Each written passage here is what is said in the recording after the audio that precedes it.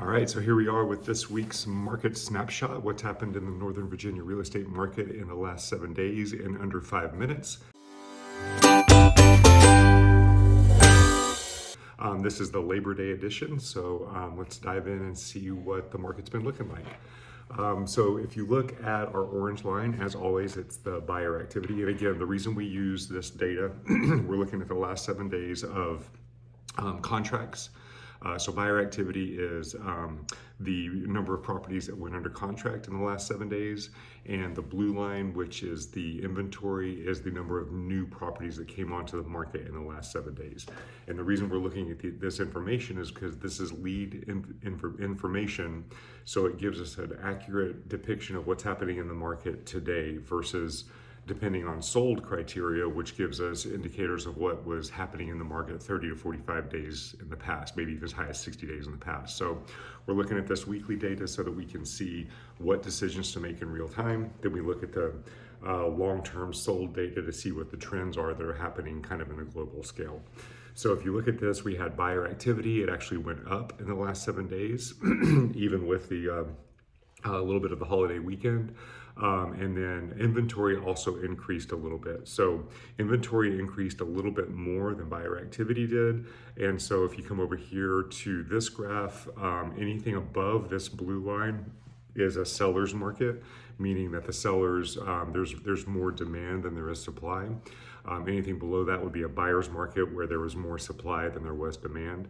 And so you can see that because this gap between the demand, the buyer activity, and the supply, that gap lessened a little bit compared to the week before. So the strength of the seller's market went down just a little bit. It's not a real significant drop. So basically what we've been seeing is we've been trending downward in the strength of the seller's market, especially in this area, which was as we got towards the end of the summer. And then we hit our drop around July 4th, our bottoming out, which is where we hit here as well. I'm sorry, this was actually Memorial Day. And then we started going up and trending back up into the seller's market. So if we look at what we did last year, you can see we had a similar drop, bottom out, and then we go back up, and then we kind of settled into the seller's market. So it looks like we're probably going to repeat that pattern again for this fall.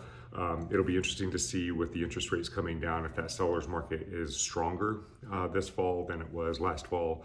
So we'll just have to see what happens. So it's important to stay tuned as we move through the weeks to come to watch and see what's happening with the market. As far as what this means for buyers and sellers, we're seeing that there are still properties that are getting multiple offers. We're still getting good showing traffic on properties, even with the Labor Day weekend and with school starting, but there is less activity than there was 3 to 4 weeks ago. We expect that to kind of pick back up as we get into mid to late September and October, just because people are settled back in, school is back in session, and the holiday is over. So we expect it to settle in at that seller's market level. So buyers, just pay attention. It's kind of property specific at this point.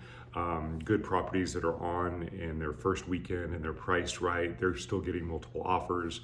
But some properties are sitting a little bit longer where you might be able to get, an inspection contingency and get the property at asking price versus bidding up above it. So it's very property specific for the buyers. For the sellers, you need to be very strategic with your pricing. You need to look at what is the buyer pool when you're looking at comps and not the final sold price. And if you don't know what that means, give us a call. We have to explain that to you. But you have to price the property appropriately for the buyer pool along with the condition of the property if you want to create the demand to get yourself that multiple offer situation and get top market value.